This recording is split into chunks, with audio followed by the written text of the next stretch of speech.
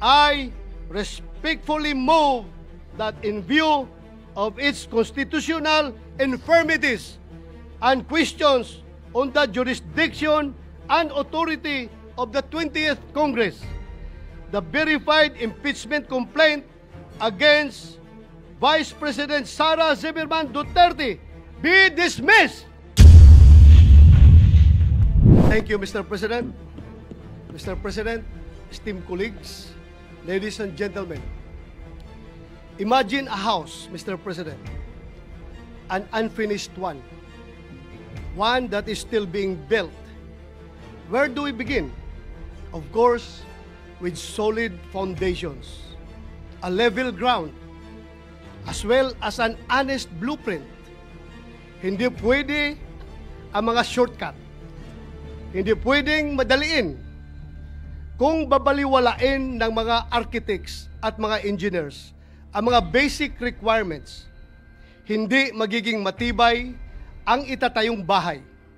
Maaari itong magdulot ng panganib, hindi lamang sa mga maninirahan dito, kundi maging sa ibang mga kabahayan sa paligid nito.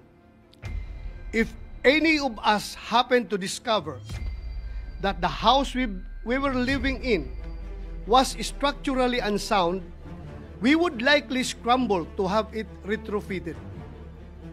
We would probably file cases in anger against developers. I doubt any of us would simply shrug our shoulders, saying, andito na tayo hayaan na lang.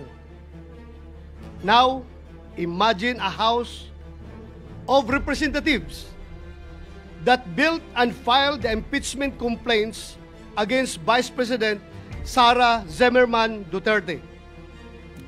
Trabahong inupuan sa simula. At noong papalapit na ang deadline, biglang naging buzzer beater.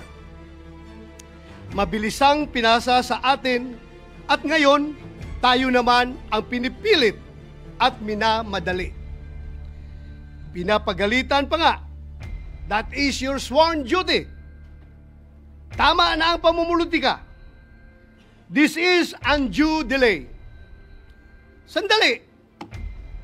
Bakit kaya sa pagkakataon at pangyayaring ito, tila madali lang para sa atin ang sabihin, andito na tayo Andyan na nga Mr. President, the House of Representatives are of the belief that they have built a solid case against Vice President Sara Zimmerman Duterte, prompting them to file an impeachment case.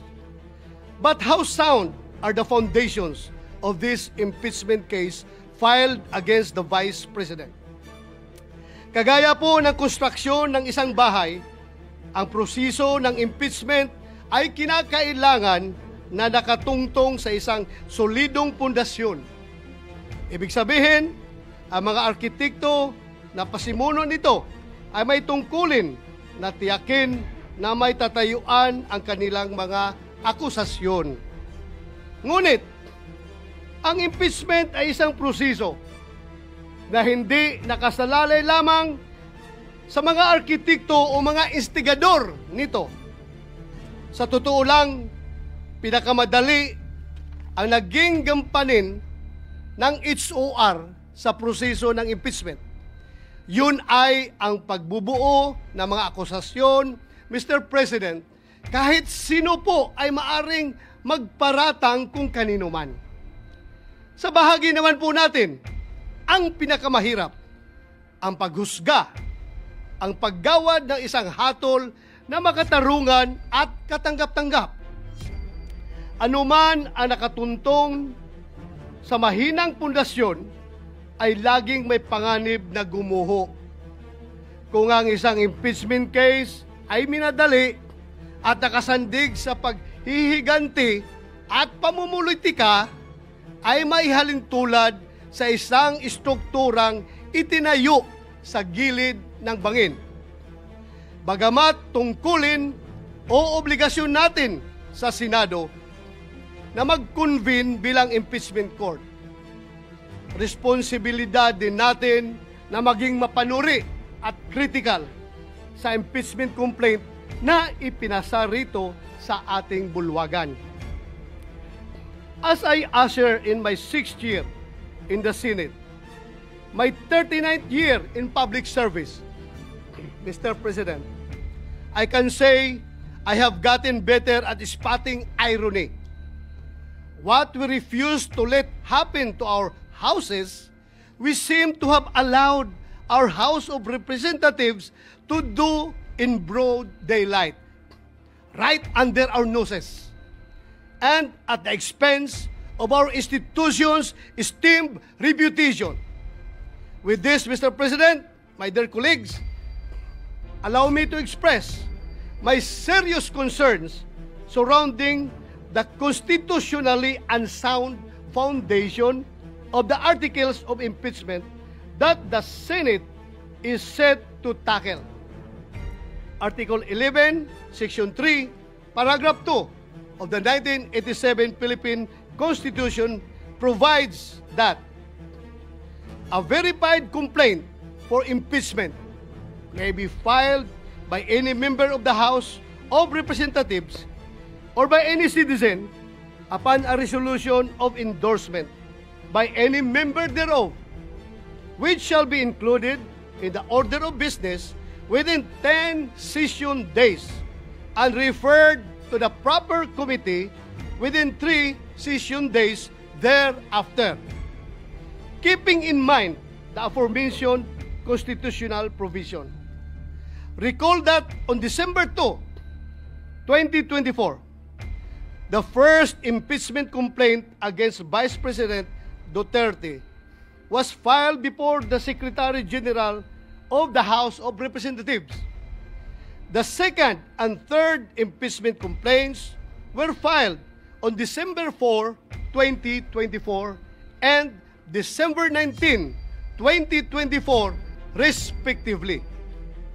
These complaints were each endorsed by members of the House of Representatives.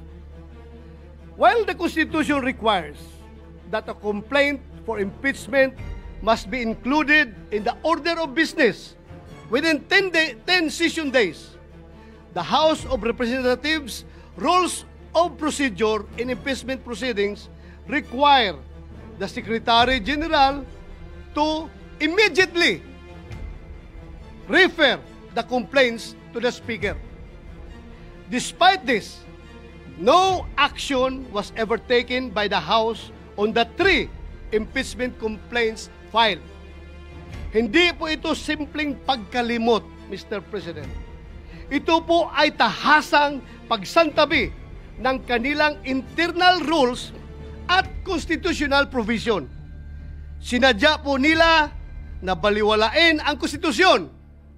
Maliwanag po ito sa mga naging panayam kay House Secretary General Velasco. In media interviews, the Secretary General publicly disclosed that the members of the majority of the House of Representatives asked him to withhold the transmittal of the impeachment complaints to the Speaker. Their goal then was to give themselves more time to decide whether or not to file another impeachment complaint. Pinaghintay po ng mayorya ng House of Representatives ang 3 impeachment complaint. May ganyan po ba silang kapangyarihan? Tila po, ito ay matatawag na grave abuse of discretion. Then, on February 5, 2025, more than 2 months after the first impeachment complaint was filed, the House of Representatives took the fast-track route according to Secretary General Velasco. Kung ang 3 naunang impeachment complaint ay pinadaan sa EDSA, mukhang sa Skyway po ang piniling landas ng House para sa pang-4 na impeachment complaint para maiuwi ito sa Senado. With less than an hour before the close of session of that day, the House of Representatives transmitted to the Senate a verified complaint for impeachment against Vice President Sara Z. Duterte, purportedly signed by 215 members of the House of Representatives. My honored colleagues, had the House complied with their own rules and the Constitution, the 3 previous impeachment complaints would have been referred to the appropriate committee by the time the present impeachment complaint was filed and sponsored by the members of the House of Representatives.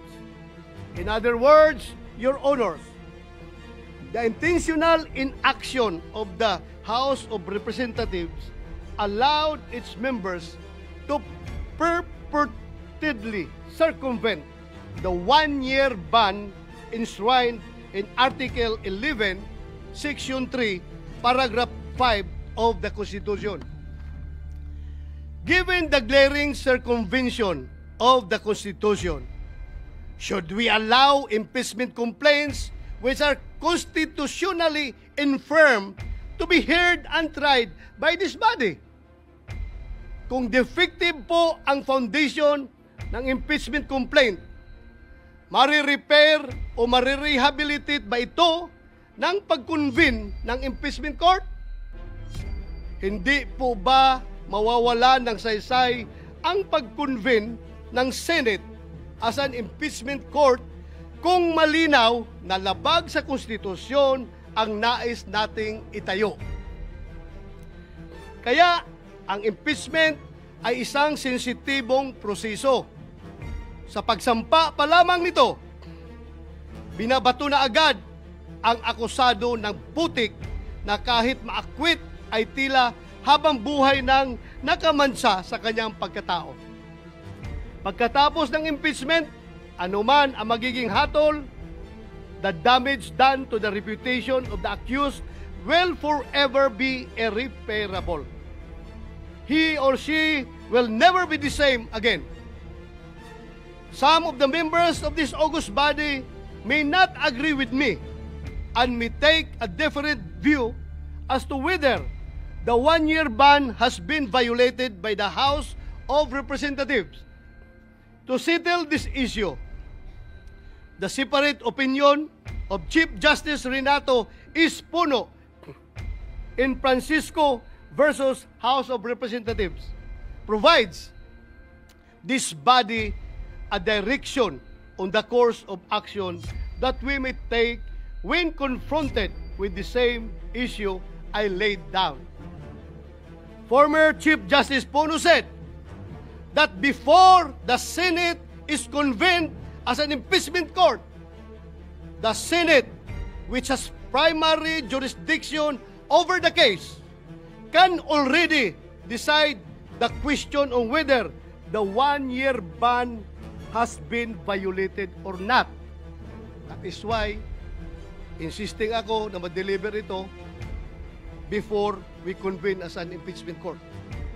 Hindi po natin kailangang hintaying magbagong anyo ang Senado at maging isang ganap na impeachment court. Ngayon pa lamang ay maaari na nating pagdesisyonan ito. Sumunod ba sa saligang batas at sa internal rules ng mababang kapulungan ang impeachment complaint na kanilang ipinasa dito sa Senado? Nasa Senado po ang pagkakataon upang magwasto. Kung minadali ng isuar ang impeachment complaint, bakit kailangan natin itong tumbasan ng kaparihong kawalang pagpapahalaga sa tamang proseso? Madalas po natin sabihin dito sa ating kapulungan, we are men and women of rules. Manatili po tayong ganon, malayo mula sa ingay at impluensya ng kung sino mang may mga personal na interes at pakinabang sa pagmamadaling ipinipilit sa atin. Mr. President, the inaction of the House of Representatives resulted not only in a possible violation of the Constitution, but in another justiciable controversy.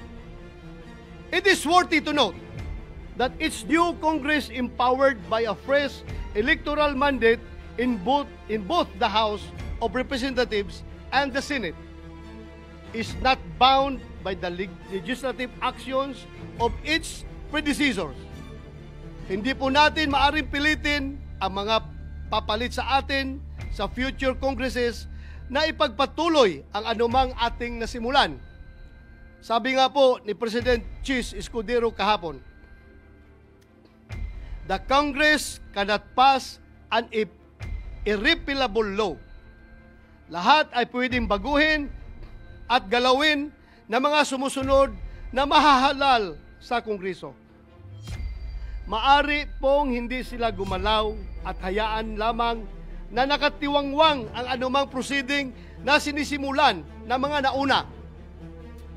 When the fourth impeachment complaint was submitted, the 19th Congress was teetering on the brink of a long slumber. The Senate is now being urged to convene with only 2 session days, 20 days remaining before the 19th Congress closes. Hindi man po ako abogado, alam ko pong walang kaso, mapasibil, administrative o kriminal na dinidinig sa loob lamang ng isang buwan. Naghihingalo na po ang buhay ng 19th Congress. Bakit po natin ipipilit pa kung ang pintuan ng 20th Congress ay malapit nang magbukas? Malinaw naman po sa ating Rules of Procedure on Impeachment Trials, kailangang isumon ang person impeached para paharapin sa Senado. Kailangan din siyang bigyan ng 10 araw para mag-submit ng kanyang answer. 5 araw naman ang ibinibigay sa mga prosecutor para mag-file ng kanilang reply. Kaya po, kahit mag-convene ng impeachment court bukas, summon at pagtanggap lamang sa pleadings ang kayang magawa ng 19th Congress. Sigurado na po tayo na ang trial kasama ang pagrepresenta ng ebidensya ay magaganap sa 20th Congress, kung saan bago na po ang komposisyon ng Senado at mababang kapuluan. Because of the change in members, questions are being raised on the jurisdiction of the 20th Congress to carry on with an impeachment trial commenced in the previous Congress. Should the 19th Congress convene an impeachment court, what assurance exists that the 20th Congress would continue the trial? Without such assurance, any efforts by the 19th Congress would constitute a significant waste of government resources. Even the authority of the House of Representatives to continue prosecuting is being questioned since the said complaint was filed by a House of a different composition. In fact, some of those who signed the complaint failed to secure a seat in Congress in the recently concluded elections. Mukhang kailangan po natin ng positive act from the 20th Congress House of Representatives na kanilang itutuloy ang impeachment complaint na ginawa ng 19th Congress House of Representatives. Mr. President, the constitutionally given power and mandate of the Senate to try and decide all cases of impeachment is an immense responsibility that must be exercised in good faith, with sincere intention to fulfill a solemn oath, not with haste, but with careful circumspection, mindful of both the political and legal nature of the exercise. Ang impeachment ay isang proseso na hindi lamang mag-aalis sa pwesto ng isang mataas na opisyal ng pamahalaan. Ito ay isang armas laban sa sinuman na hindi umaayon sa kagustuhan at mga interes ng mga kaaway sa politika. Ito ay apoy na hindi lamang nakapapasok, kundi may kakayahan na tupukin at sunugin hindi lamang ang isang bahay, kundi isang buong komunidad. Mapanganib ang impeachment sa kamay ng mga mapagsamantala. Inilalagay ang impeachment para protektahan ang taong bayan, hindi isakdal at hiyain ang kumakatawan sa kanila. In the 2012 case of Chief Justice Renato C. Corona versus Senate of the Philippines, the Supreme Court declared impeachment, described as the most formidable weapon in the arsenal of democracy, was foreseen as creating divisions, partialities, and enmities, or highlighting pre-existing factions, with the greatest danger that the decision will be regulated more by the comparative strength of parties than by the real demonstrations of innocence or guilt. The House of Representatives, in transmitting the articles of impeachment to the Senate at the last hour and after refusing to act for over 2 months on 3 previously filed complaints pending with the House Secretary General, has instead placed the Senate in a tight and impaired position where any decision, action, or inaction on its part will be put into question. An acquittal, conviction, or even the propriety of proceeding with trial will be hounded not only by legal or constitutional questions, but by accusations of extreme bias, partiality, and lack of sufficient deliberation. Lagi kong sinasabi, Mr. President, hindi ako abogado. Nevertheless, this cannot disqualify me from speaking against possible constitutional blunders. Hindi kailangan maging engineer para masabi ng isang tao na unlivable at hindi ligtas ang isang bahay o building. Alam nyo, alam natin kung kailan matibay at pulido ang pagkakagawa katulad ng isang bahay na bato. Alam din natin kung kailan hindi. When the floor starts to crack, when the walls begin to shift, and when leaks appear where there should be none, there and then, Mr. President, there and then, forthwith, we say, this was not built well. Gayon din sana sa impeachment case na ito. The cracks and holes have begun to show. Alam nating may mga tanong na hindi pa nasasagot, lalo na patungkol sa constitutional soundness ng nasabing impeachment complaint. It is my humble opinion then, Mr. President, that with this knowledge must come swift and intelligent action. Kung gaano natin kabilis i-condemn at ipagiba ang mga strukturang hindi ginawa ng maayos, ganoon din dapat tayo kabilis umaksyon kung ang nalalagay sa alanganin ay ang ating konstitusyon. In the spirit of true action, therefore, allow me to end by moving. I respectfully move that in view of its constitutional infirmities and questions on the jurisdiction and authority of the 20th Congress, the verified impeachment complaint against Vice President Sara Zimmerman Duterte be dismissed. Mr. President, since I have still the floor, I would like to call Senator Bongo. Mr. President. Mr. President, will the good gentleman yield the floor for a few remarks as part of the privilege hour availed by Senator De La Rosa? Yes, Mr. President. No problem with me. Thank you, Mr. President. Mr. President, I agree with the speech of Senator Bato De La Rosa. Ang gusto nating kalabasan ng paglilitis na ito ay hustisya.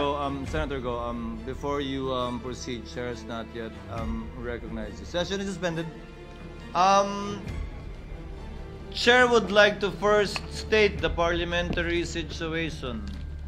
After the privileged speech of the Honorable Bato, he asked that the chair recognize Senator Bongo to deliver a seconding speech to the motion he made at the end of his privileged speech.